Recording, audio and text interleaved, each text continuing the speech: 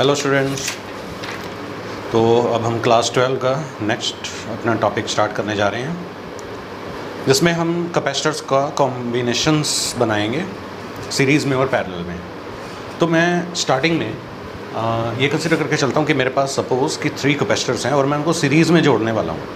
पहले हम series combination पढ़ेंगे, फिर पैरेलल कॉम्बिनेशन।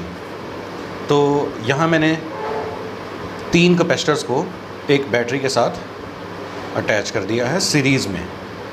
इसकी वोल्टेज V है, इसकी कैपेसिटेंस C1 है, इसकी कैपेसिटेंस C2 है और इसकी कैपेसिटेंस C3 है।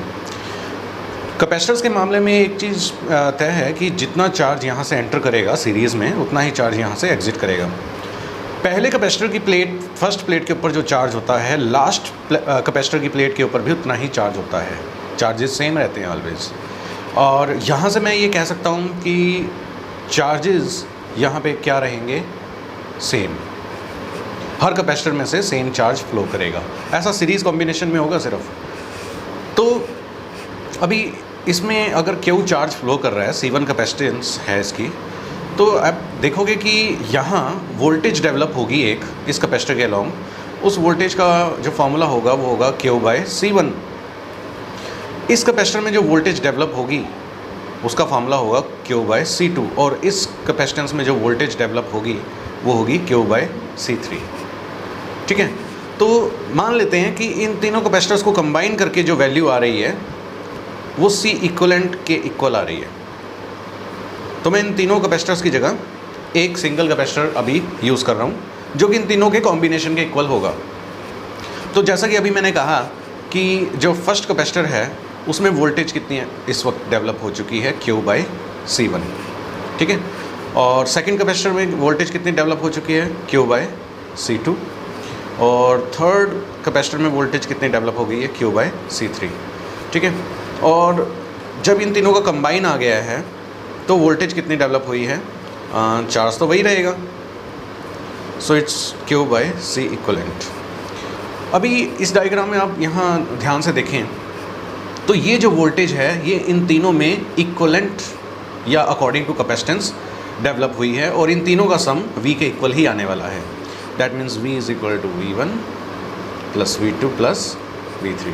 मैं V की अगर वैल्यू रखता हूँ यहाँ पे, so Q/C equivalent is equal to Q/C1 plus Q/C2 plus Q/C3। Q से Q कैंसिल आउट हो जाएगा, तो हमारे पास जो फॉर्मूला बचेगा वो बचेगा 1/C equivalent is equal to 1/C1 plus 1/C2 plus 1/C3। So this is the equivalent capacitance of series combination. Okay. अगर यहाँ पे सिर्फ हमारे पास 2 कैपेसिटर हों तो जो हमारा फॉर्मूला बनता है फॉर ओनली 2 कैपेसिटर्स, वो शॉर्टकट में बताऊँगा मैं आपको। फॉर ओनली 2 कैपेसिटर्स, जब ये दोनों सीरीज़ में कनेक्ट होते हैं तो हमारे पास जो फॉर्मूला बनता है वो बनता है C equivalent is equal to C1/C2 plus C2। Okay. ये तब बनेगा जब हमारे पास 2 कैपेसिटर्स आपस में सीरीज़ में होंगे। उसके बाद अगर n capacitors, for n capacitors, अगर मेरे पास n कैपेसिटर्स सीरीज़ में जोड़ दिए जाएं, सबकी कैपेसिटेंस सेम हो, C आइडेंटिकल, तो जो कैपेसिटेंस बनेगी वो बनेगी 1/C equivalent is equal to 1/C plus 1/C plus 1/C up to n times, which is equal to n/C। तो C इक्वलेंट का फॉर्मूला क्या बनेगा, C/n। तो आपके पास जितने कैपेसिटर्स होंगे सीरीज़ में जुड़े हुए, एक की कैपेसिटेंस को आप नंबर ऑफ कैपेसिटर से डिवाइड कर देना, उनका टोटल इक्वलेंट कैपेसिटेंस आ जाएगा। ओके। नेक्स्ट है पैरेलल कॉम्बिनेशन।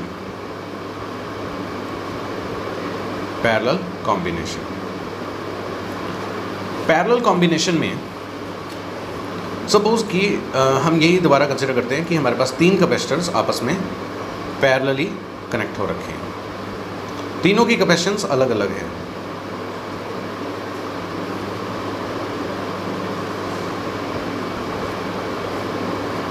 इसकी कैपेसिटेंस C1 है, इसकी कैपेसिटेंस C2 है, इसकी कैपेसिटेंस C3 है। आप एक चीज़ नोटिस करना, इस पॉइंट पे जो पोटेंशियल है वो इस बैटरी के V पॉजिटिव टर्मिनल की वजह से है, और इस पॉइंट पे जो पोटेंशियल है वो इस बैटरी के नेगेटिव टर्मिनल की वजह से है, जिसको हम ज़ीरो काउंट करते हैं। तो आप ये देखेंगे कि इन तीनों कैपेसिटर्स में पोटेंशियल डिफरेंस सेम रहने वाला है। सीरीज़ कॉम्बिनेशन में तीनों कैपेसिटर्स में डिफरेंट पोटेंशियल जनरेट हुई थी, लेकिन पैरेलल कॉम्बिनेशन में तीनों में पोटेंशियल डिफरेंस सेम रहने वाला है और वो बैटरी की पोटेंशियल के इक्वल होगा। लेकिन यहाँ से जब क्यू चार्ज जनरेट करेगी बैटरी, और वो क्यू चार्ज तीनों कैपेसिटर्स में डिफरेंट डेवलप होगा। सपोज करें कि इधर Q1, इधर Q2 और इधर Q3 चार्ज चला गया है। तो अभी हम सुपरपोजिशन प्रिंसिपल किस पे लगाएंगे? चार्जेस पे। ओके, तो अगर मैं इन तीनों को कंबाइन करके एक कंबाइंड कैपेसिटेंस बना लेता हूँ, जिसको मैं C इक्विवेलेंट का नाम दूँ और इसको बैटरी V, तो मेरे पास जो चार्ज यहाँ पे आएगा वो आएगा CV। ओके, तो आप देखें यहाँ मैं पुट करता हूँ C इक्विवेलेंट V, यहाँ C1V, यहाँ C2V और यहाँ C3V। इस केस में हमारे पास V सबके कैंसिल आउट हो जाएंगे और C इक्विवेलेंट की वैल्यू होगी C1 + C2 + C3। तो पैरेलल कॉम्बिनेशन में कैपेसिटर्स डायरेक्ट ऐड हो जाते हैं। अभी सिमिलरली अगर यहाँ पे n कैपेसिटर्स हों और सबकी कैपेसिटेंस सेम हो, फॉर n आइडेंटिकल कैपेसिटर्स, तो मेरे पास जो फॉर्मूला बनता है वो बनता है C + C + C + up to n। तो ये हाँ हमारे पास फॉर्मूला बन जाता है n × C। ओके, बट याद रहे कि पोटेंशियल सबकी सेम रहेगी, ठीक है। और यहाँ पोटेंशियल, सीरीज़ में पोटेंशियल क्या होती है? डिवाइड हो जाती है। सो ये थे हमारे सीरीज़ और पैरेलल कॉम्बिनेशंस के कंसेप्ट्स। अभी हम इनके ऊपर डिफरेंट न्यूमेरिकल्स और फिर हम व्हीटस्टोन ब्रिज कंडीशंस भी फॉलो करेंगे नेक्स्ट वीडियो में। Thanks for watching.